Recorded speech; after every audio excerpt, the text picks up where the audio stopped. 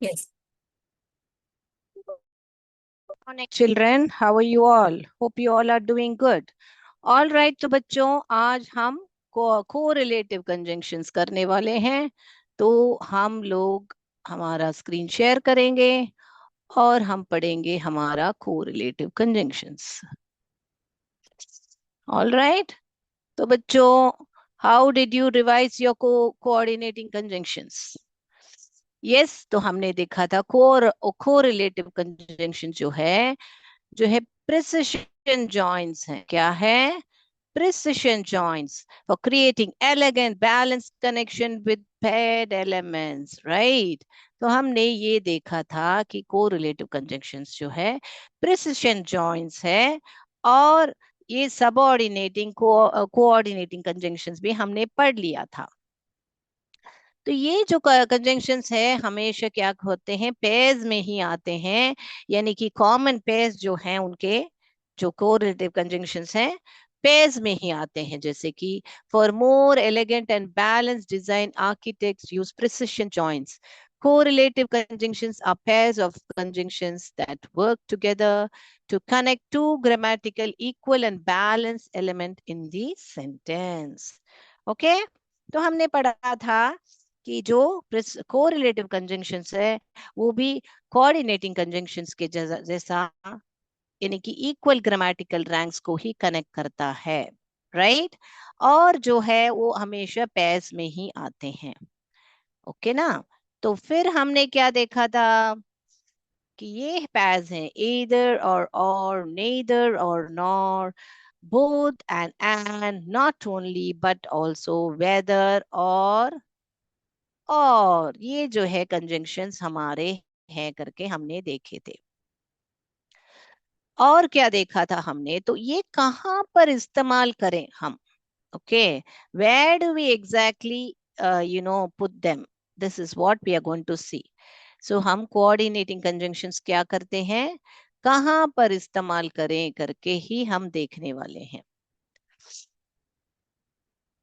तो mastering precision joints, three rules of craftsmanship, क्या rules हैं वहां पर? तो पहला रूल जो है, पहला रूल क्या है बेटा, कि the two elements connected by the pair must be grammatically balanced। तो दोनों तरह grammatically balanced होना चाहिए।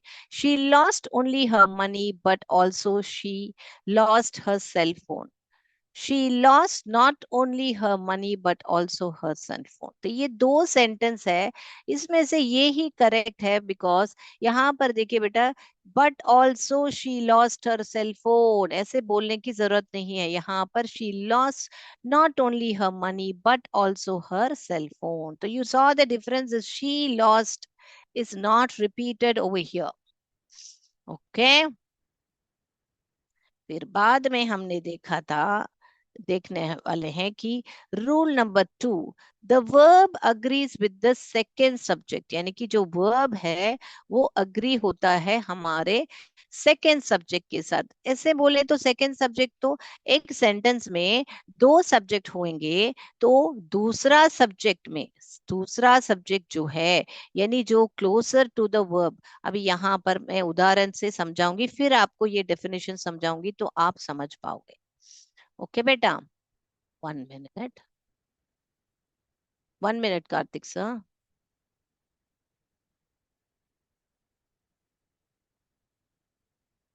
Okay, let me share my screen again. There was some glitch. Right, yeah. So यहाँ पर देखिए, neither my aunt nor my cousins drink soda। तो यहाँ पर मैं अनोटेट करके बता रही हूँ आपको।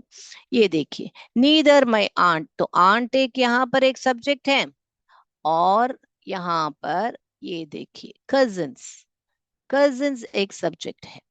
तो यहाँ पर ये जो है सेकंड सब्जेक्ट है हमारा। तो यहाँ पर देखा तो एक एस लगाया हुआ है, कजिन्स, तो यहाँ पर ड्रिंक्स। तो ये आना चाहिए क्या बेटा, हमने सब्जेक्ट वर्ब अग्रीमेंट में पढ़ा था कि यहाँ पर कजिन्स आया तो यहाँ पर ड्रिंक्स नहीं आएगा, बराबर ना? तो हमको क्या करना है, यहाँ पर कजिन्स के साथ ड्रिंक्स नहीं लगाना है, क्योंकि कजिन्स जो है आपको प्लूरल है, यानी बहुत सारे कजिन है, एक नहीं है आपका। बहुत सारे हैं मान लीजिए। तो कजिन्स, तो कजिन्स के साथ आपको ड्रिंक ही लगाना है। अगर यहाँ पर आंटी आती थी, मान लीजिए यहाँ पर neither my cousins nor my aunt, यहाँ पर अगर आंट आएगी तो आप यहाँ पर ड्रिंक्स लगा सकते हो। Okay, neither my cousins nor my aunt drink soda, ऐसे। तो समझ में आया? अगर दो सब्जेक्ट रहे, जैसे आंट है कजिन है, तो आपका जो वर्ब है वो जो है यहाँ पर जो सेकंड सब्जेक्ट के साथ ही अग्री करेगा। ओके, तो उस दो वर्ब्स, दो सब्जेक्ट को किसने कनेक्ट किया? किसने कनेक्ट किया? हमारे संयोजक जो को रिलेटिव कंजंक्शन है उसने ही कनेक्ट किया कि ना ही मेरी आंट ना ही मेरा कजिन जो है सोडा पीते हैं। ओके बेटा, समझ में आई बात आपको? यस।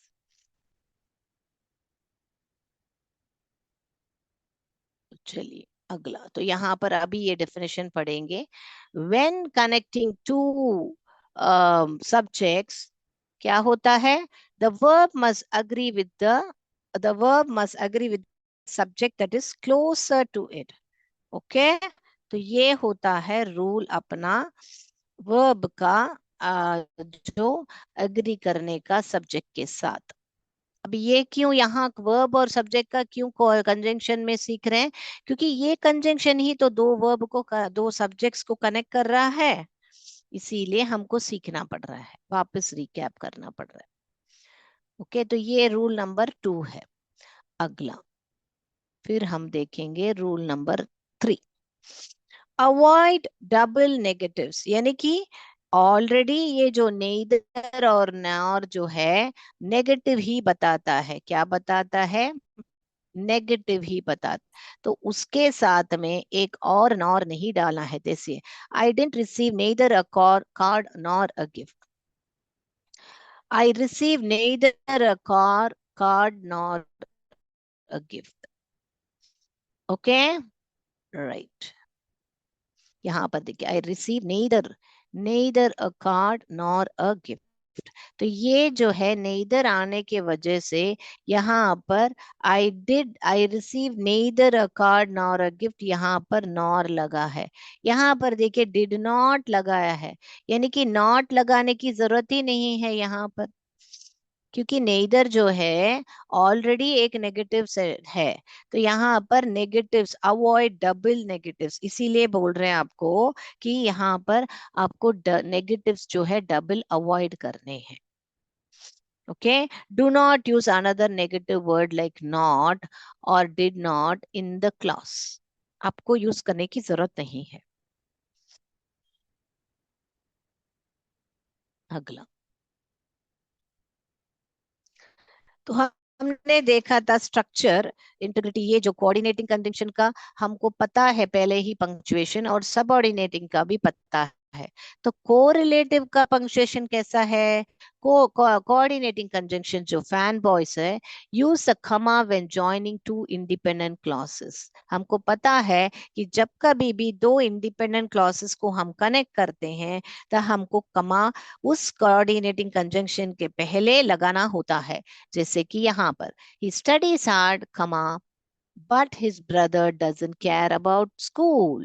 तो यहाँ पर ये देखिए बेटा, ये एक इंडिपेंडेंट क्लास है। he studies hard अपने आप पर एक मीनिंग देता है, स्वयं मीनिंग देता है, अपने बल पर खड़ा है, इसीलिए इसको इंडिपेंडेंट क्लास बोलते हैं। करेक्ट।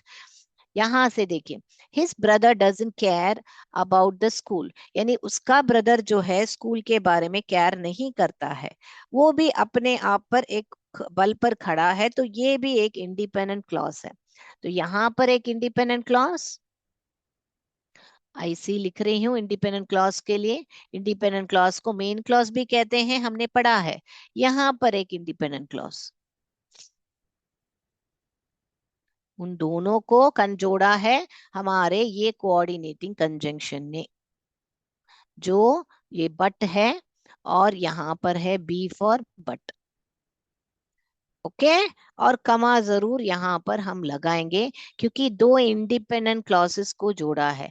अगर अगर मान लीजिए आई लाइक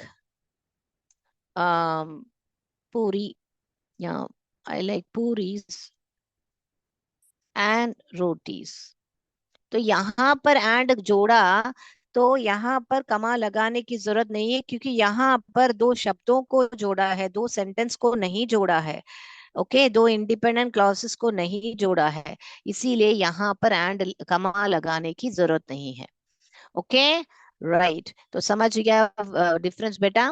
यहाँ पर सबऑर्डिनेटिंग कंजंक्शन में हमने पढ़ा था, use comma when the sentence begins with a dependent clause.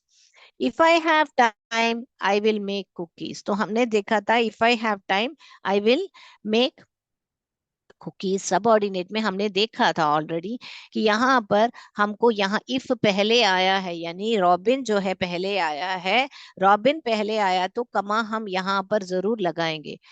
Okay, right, तो ये जो है एक जो भी है यहाँ पर, एक मिनट में अनोटेट करके बताती हूँ।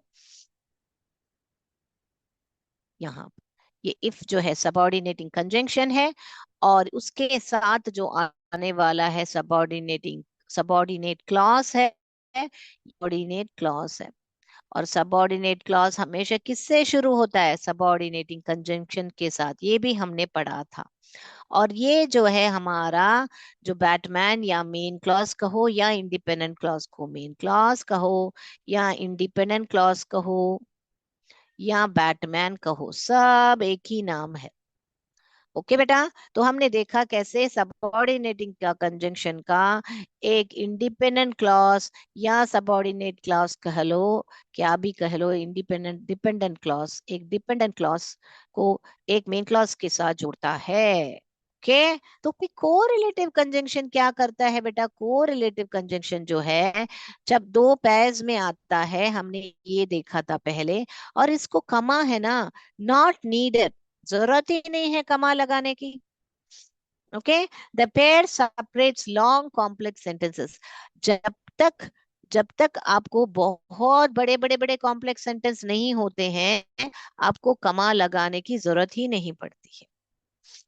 ओके, तो यहाँ पर देखिए, both John and Bill are excellent tennis players. तो दोनों जॉन और बिल जो हैं बहुत बड़े एक्सीलेंट टेनिस प्लेयर्स हैं, बता रहे हैं, यहाँ कमा ही नहीं लगा है। करेक्ट ना?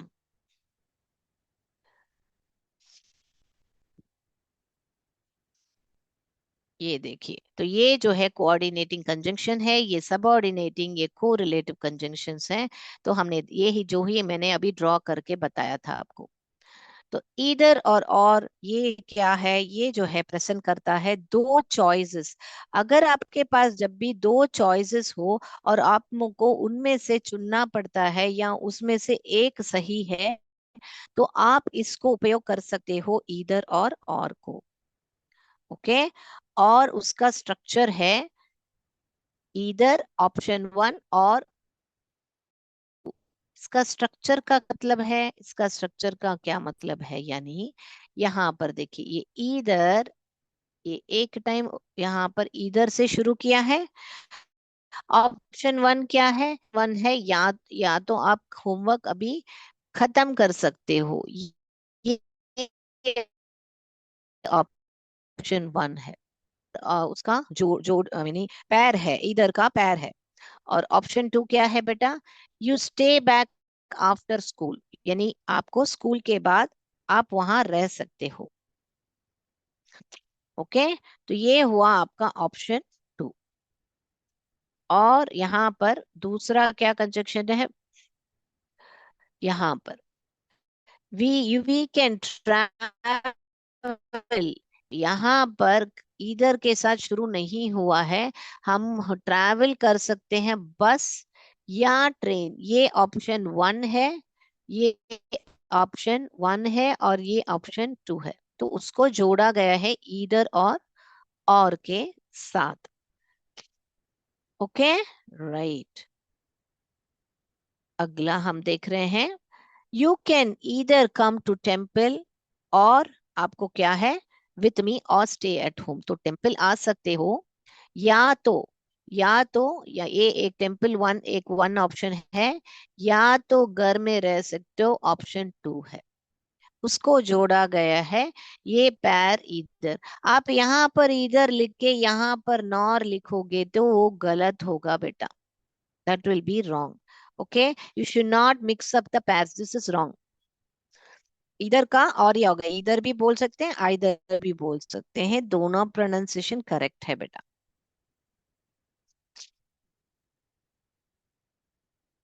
चलिए अभी अगला देखेंगे। Neither nor used to show that, क्या दिखाता है, used to show that both option not true. तो ये नीदर और नॉर दोनों ऑप्शन में क्या पता चल रहा है कि दोनों ही सही नहीं, यानी कि दोनों ही एक्सक्लूड करना है, दोनों ही हमको नहीं चाहिए।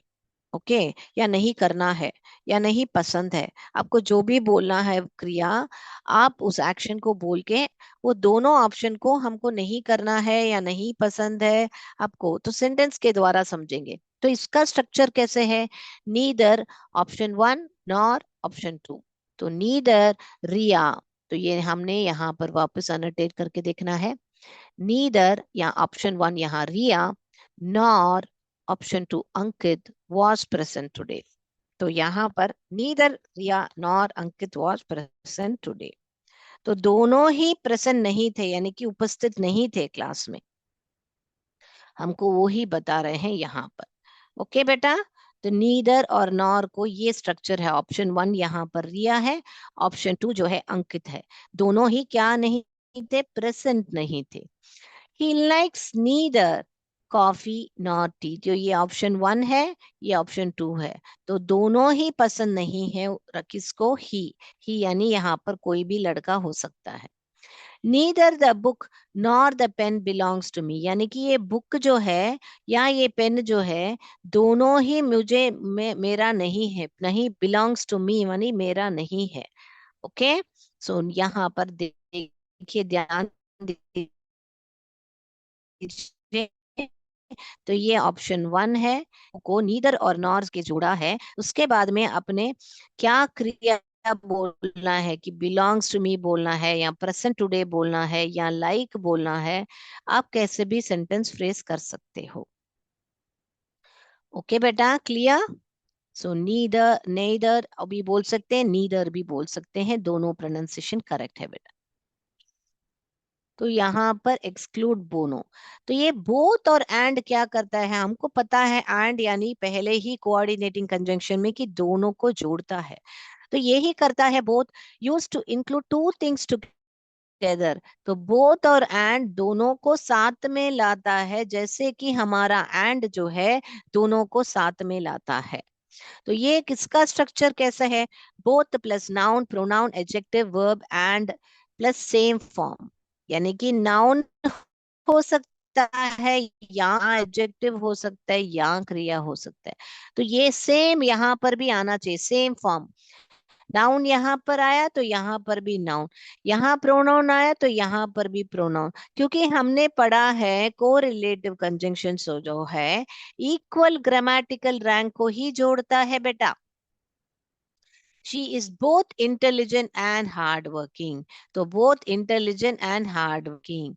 Both the boys and the girls participated in the competition.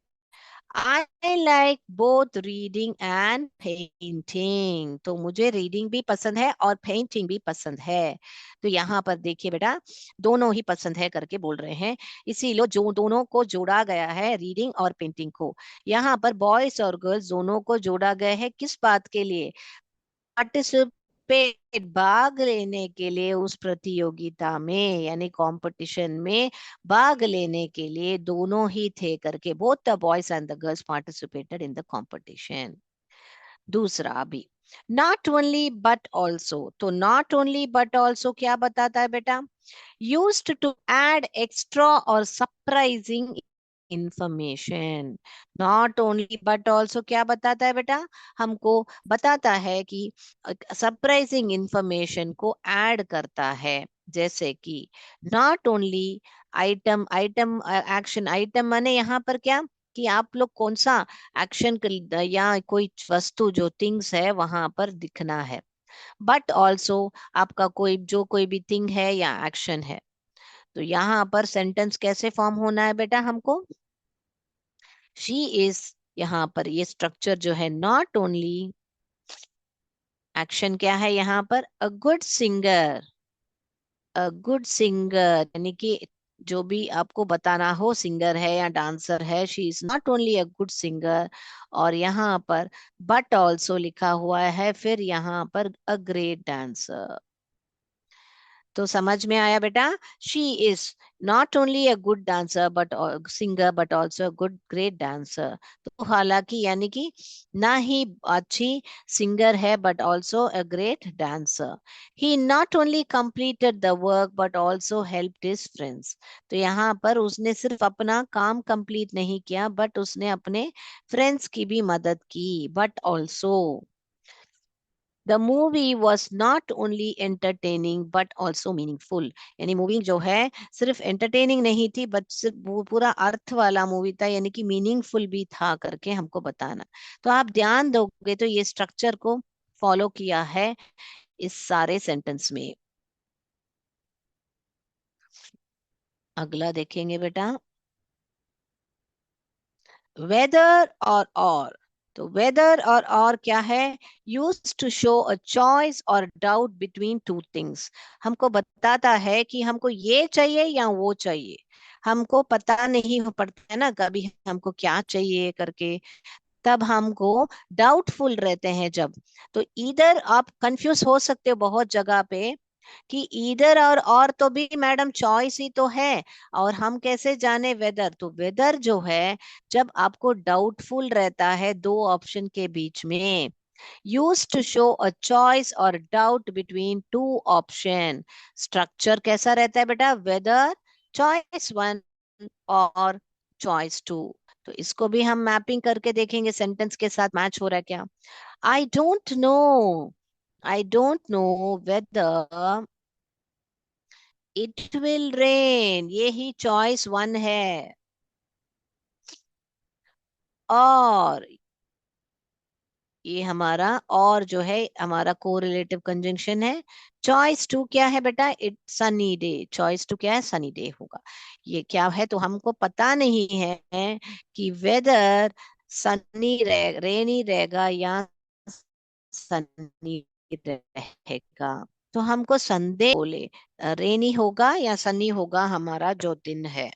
Okay, tell me whether you will come or stay at home. तो तुमको अगर तुम क्या मुझे बताओ, क्या तुम घर पे रहोगे या मेरे साथ आओगे?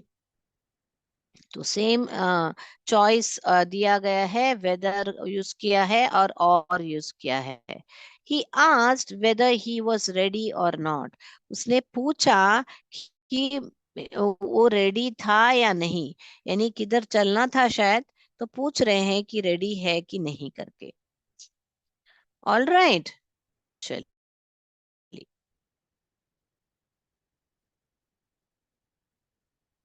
तो अभी हम जाएंगे हमारा अगला। No sooner than used to show that one action happens immediately after another। तो यहाँ पर क्या पता चल रहा है कि एक एक्शन दूसरे एक्शन के बाद तुरंत ही हुआ था। This structure is often used with past perfect tense। तो ये जो स्ट्रक्चर है, हाँ, हमेशा past perfect tense में ही यूज होता है ज्यादातर। तो ये इसका स्ट्रक्चर ऐसे है, नो सूनर लिखिए, फिर हैड लिखिए, फिर आपका जो भी सब्जेक्ट है, जिस विषय है जिसके बारे में आप बात कर रहे हो, फिर क्रिया लिखोगे। और क्रिया हमेशा पास्ट पार्टिसिपल ही रहेगा। यानी पास्ट पार्टिसिपल माने क्या बेटा? वर्ब थ्री, ईट, एट, ईटन। तो ईटन ही यहाँ पर उपयोग होगा, बोलने का मतलब है। फिर देन लिखोगे, फिर वापस सब्जेक्ट, और वापस ये जो सेम यहाँ पर हमने पढ़ा है, इस तरफ जो रहेगा उस तरफ भी सेम रहेगा। तो वैसे ही सेम आएगा इस तरफ भी। ओके, तो चलिए सेंटेंस देखते हैं।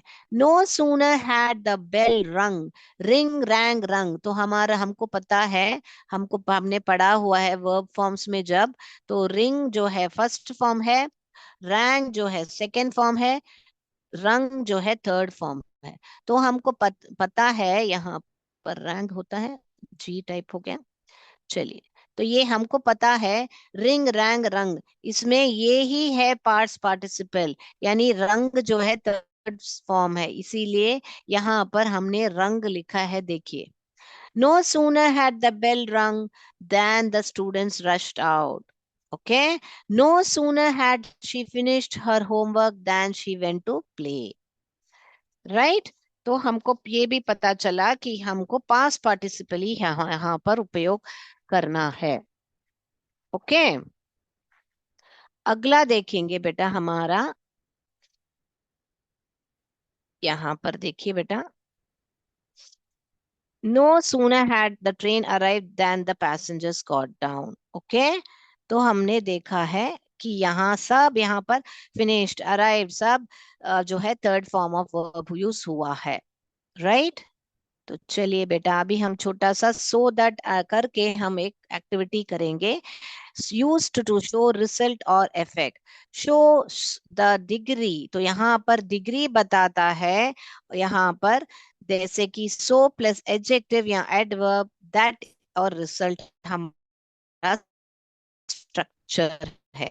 जैसे यहाँ पर देखिए, the boy was so tired that he fail asleep in the class, यानी कि बॉय जो है इतना टायर्ड था कि वो क्लास में ही सो गया। तो यहाँ पर देखिए बेटा, सो है, हमारा एडवर्ब एडजेक्टिव है हमको यहाँ पर, और उसका परिणाम यानी कि वो इसके साथ जोड़ के, it was so hot that we stayed indoors. She spoke so softly that I could not hear her. कि यानी कि इतना स्लो बात किया कि मैंने सुना नहीं। तो मैं उम्मीद करती हूँ कि बेटा आपने बहुत बढ़िया से समझ लिया है ये सारा कंजंक्शन सभी। ठीक, तो हम क्या करेंगे, इसका एक एक्टिविटी करेंगे। She is dash intelligent and hard working. तो यहाँ पर क्या बोला बताओगे बेटा, कि ना कि वो इंटेलिजेंट है but also hard working. So not only but also, तो यहाँ पर नॉट ओनली बट ऑल्सो ही सही आएगा, है ना बेटा। She is not only intelligent but also hard working. Dash Riya and dash her sister was selected for the competition। तो यहाँ पर क्या करोगे बेटा, यानी कि आपको या तो रिया या तो either रिया और her sister was selected for the competition, या both Riya and her sister was selected for the competition, तो दोनों ही लिख सकते हैं। तो यहाँ पर हम either रिया और sister was selected for the competition। He will dash call you and send a message. He will either call you or send a message। या तो कॉल करेगा या तो मैसेज भेजेगा। The teacher asked, पूछा, whether the students have completed, या यानी कि स्टूडेंट्स ने कंप्लीट किया है या नहीं। तो whether,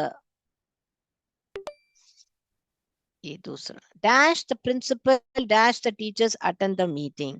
तो यहाँ पर दोनों, बोथ, दोनों प्रिंसिपल एंड टीचर्स ने अटेंड किया meeting. Sixth one, choose the sentence with the correct correlative conjunction। तो यहाँ पर कौन सा आएगा बेटा, neither the manager nor the staff present, या either you work hard and you fail। तो यहाँ पर either है मगर यहाँ पर और नहीं है। और यहाँ पर both she is kind and, तो यहाँ पर both she is kind and helpful है, whether he will come and not, whether के साथ और ही आता है and नहीं आता है, तो इसलिए ये भी गलत है। तो ये वाला ही सही है, neither the manager nor the staff was present। अपना बुक निकालिए और पहला डिक्टेशन वर्ड्स लिखिए आज का। आज का लिखिए आप, कंजंक्शन, आप लिखोगे कंजंक्शन।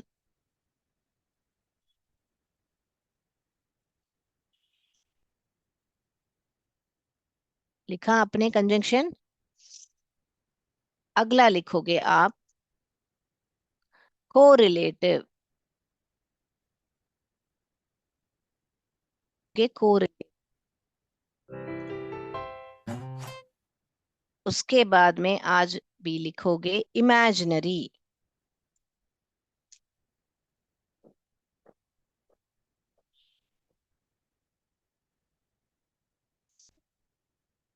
दूसरा लिखोगे सब ऑर्डिनेट। सब ऑर्डिनेट। पांचवा लिखोगे आप कोऑर्डिनेट।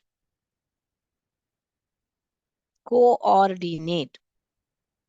तो फर्स्ट वाला आप लिखो, मैं रिपीट करती हूँ, कंजंक्शन। सेकंड वाला कोरिलेटिव। थर्ड वाला इमेजिनरी। फोर्थ वाला सब ऑर्डिनेट। फिफ्थ वाला कोऑर्डिनेट। तो आज के लिए इतना ही बेटा। जय विद्या शक्ति, जय भारत, जय हिंद। धन्यवाद। Thank you sir. Thank you sir.